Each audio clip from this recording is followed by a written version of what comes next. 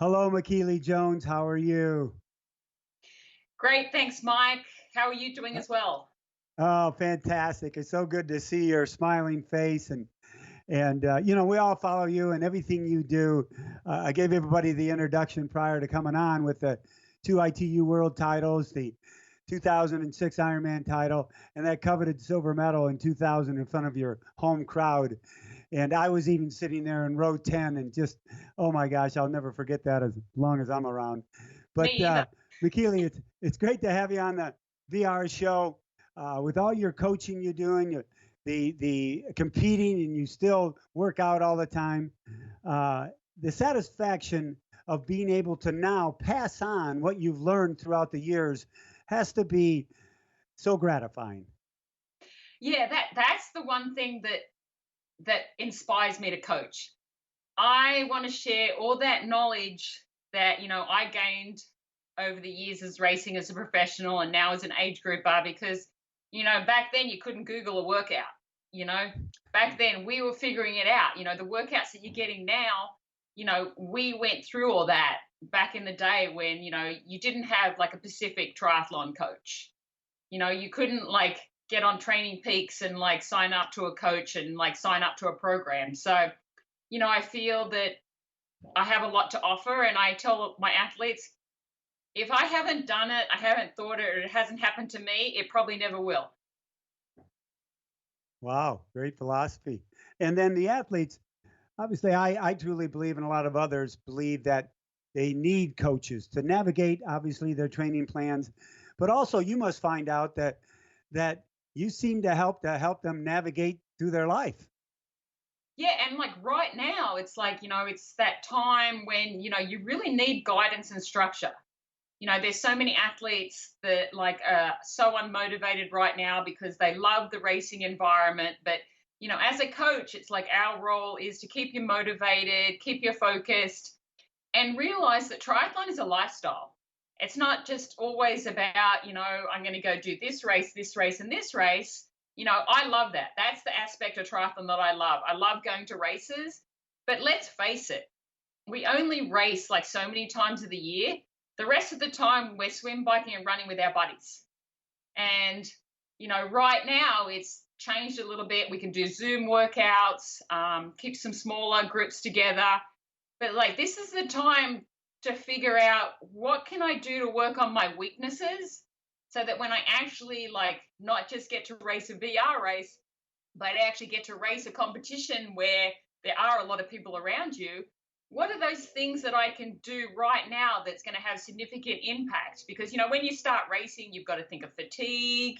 You've got to think of like changing your program to set yourself up for a successful race. So now is like a great time to use the VR races as sort of like a test, but also then use that material to be able to build a program that's going to really, really showcase all that hard work when you actually physically get to do an actual race. And you had to probably reset on how you had your athletes set their goals, as opposed to going and racing an Olympic distance race or a 70.3 or an Ironman, and now setting their goals for the VR racing. How much different has that been?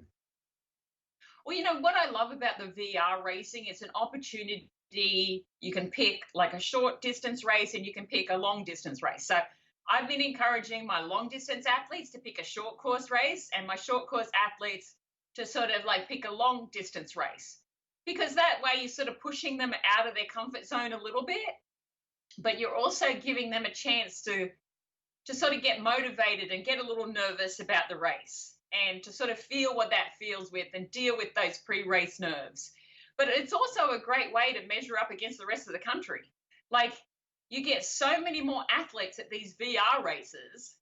It's really a chance to like, okay, maybe last time I finished like 150th. Maybe this time I can finish 130th.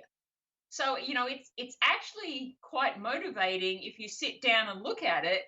And although people are saying, but I want to race, I want to like me, myself, I love that atmosphere.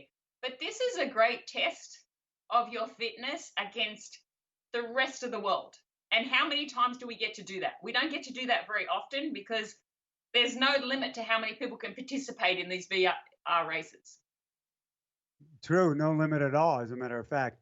And jumping back a little bit, because I want to talk a little bit to you about your career. You know, the two ITU world titles, and obviously the Olympic silver medal. Then all of a sudden, you know, I've been around in San Diego and hear the talk, and it's almost like people were pushing you to do Ironman, and finally in 2005 you went and you finished second behind Natasha, right? Yeah, Yes. Yeah, she second in with 2005, and then you come across that finish line in 2006 with a look on your face I'll never forget. Like I friggin' did this, you know, because you even knew before others did that it was going to be very hard to do the Ironman race compared to what you were used to, wasn't it?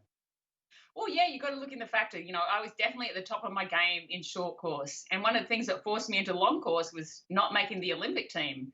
You know, that's what I did for years and years, that short course thing. And then, okay, I'd already won a silver medal. I'd won world championships.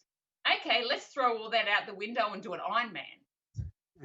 You know, and there'd been a lot of people up until the point that I came in. There weren't many people who had successfully transitioned from short course to long course. And it's not like I was a spring chicken. You know, I was getting to 35, 36. I was just starting my Ironman career at that age. So for me, it was like basically like doing something that I never thought I ever wanted to do. And it's just interesting where you can find motivation, and definitely not making the Olympic team, having someone like Paula Newby-Fraser as my coach on board. You know, I knew that it was going to be like, basically I was going to be a shipwreck or I was going to be a success.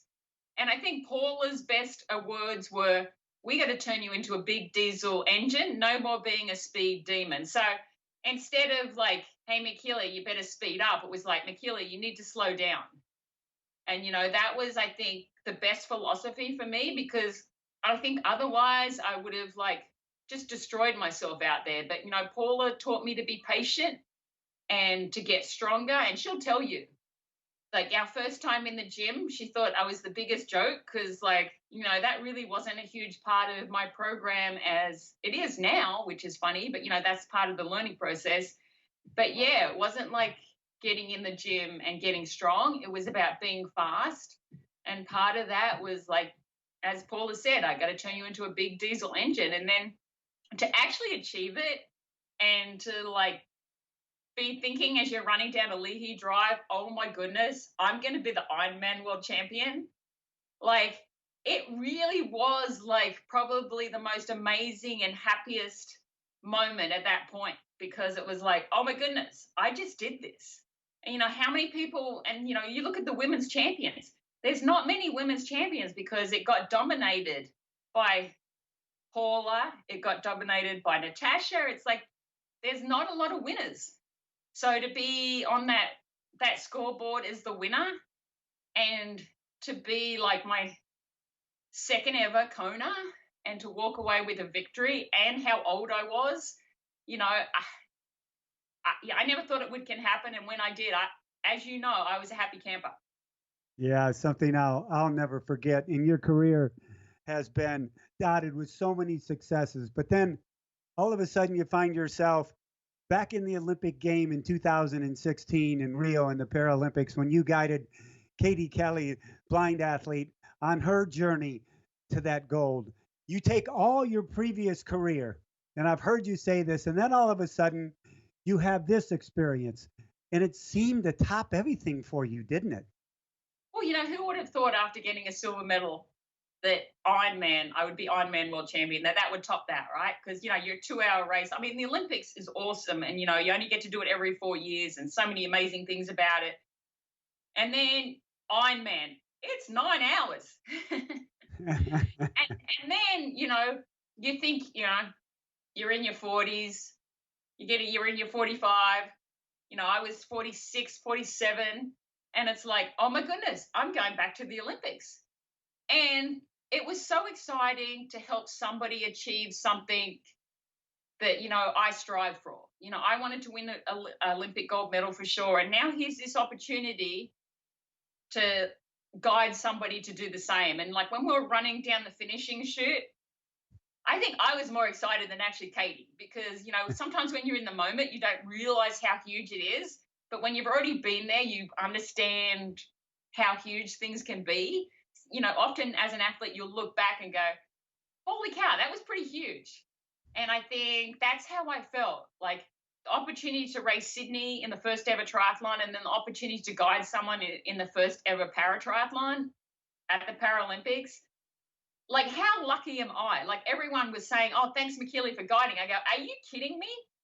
I'm actually glad that, somebody thought that this was something that I could do. And yeah, it was just amazing. And Katie, she deserved it. She worked so hard and struggled so much.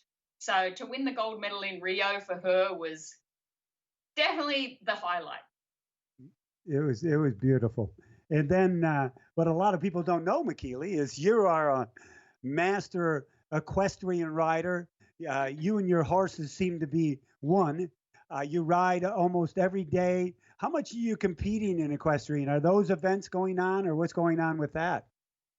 Yeah, unfortunately, my horse is a little injured, just like a high performance athlete. Horses get injured too because I do dressage and it is high performance. But yeah, the equestrians are lucky. The shows are going on. There's social distancing when you're doing a dressage test. You're in the arena by yourself. You have a judge that judges you. So it's a little bit easier to run a triathlon. But I do feel very envious of my equestrian friends because they're still competing and us triathletes, don't get to actually physically on the course with other people get to race. So, it's such a different sport, but it's very similar to triathlon. You have to have goals. There's a lot of muscular development, same as like in triathlon. You've got to have time in the sport. But now I have to rely on a partner. So it's sort of like a little bit when I was guiding, the first thought was like, oh my goodness, I hope I don't mess it up for Katie. So the pressure is a lot different when you're like with yourself compared to when you're working with a partner. But yeah, like I grew up horse riding, so it's nice actually to get back to it. And that's probably why I do some shorter races now. Otherwise, I wouldn't have time to go ride my horse. Yeah, there you go. Well, all of our age groupers throughout the world, Michellie, are in the same boat. And you know what that is. You're coaching a lot of them. What advice would you give so that they keep pushing forward? So that because events will come back, but this in between time is very difficult on a lot of people. What advice would you give them? My advice is to still set goals. It's like anything you do. It's like, yeah, you have your major goal. And then you have these little like micro goals. And I think that's where people get lost at the moment because they've set their sights up on like one particular thing. And as that's getting taken away, they don't have anything after that. And I think that's the most important, whether we're in this situation or we're in regular. Like even for myself, like this is the first time ever I haven't raced for over a year. There's so many firsts. I'm like just like everyone else. So it's like, how do I keep motivating myself? Like after like 30 plus years in triathlon, I set little goals and it's like, that's what I've been doing with myself. That's what I've been encouraging the other athletes as well that I coach, If a race goes away, that's okay. It's an opportunity to keep working on your weaknesses so that actually when a race opens up, you're going to be fired up, ready to go. I think the biggest mistake that I see people making is going out and flogging themselves right now. Because I'm all about putting money in the bank so you can take that money out on that big day that you need it. So right now, yeah, you want to do some good, consistent workouts, but just be careful putting your hand in the fire too much because down the road, that can turn around and kick you in the butt. So I've tried to done my design of my programs. Okay, this is all about progression still. Yeah, if there's a race, that's great. But if it's not, I want to see that you've progressed over the last couple of months. So if we have a race tomorrow, you're going to go, oh my goodness, I just broke every single record I can. And I think that's the secret. It's like, just have those micro little goals and that'll get through because I'm like everyone else. Some days it's harder to motivate myself, but it's like, if you have a goal, it's a lot easier. And structure, you have to have structure. because that's what keeps you mentally and physically together. I love it. Fantastic words for all of our age groupers, Michellie. Thank you very much. You have been a big part of the history of our sport, and even better yet, I believe a big part of our future, which is probably more important. So, thank you very much for all you do for triathlon and the athletes out there. You make our sport better because you are in it. Thank you, Michellie Jones. Zoe says bye bye. Bye bye. Thanks, Mike. Aloha.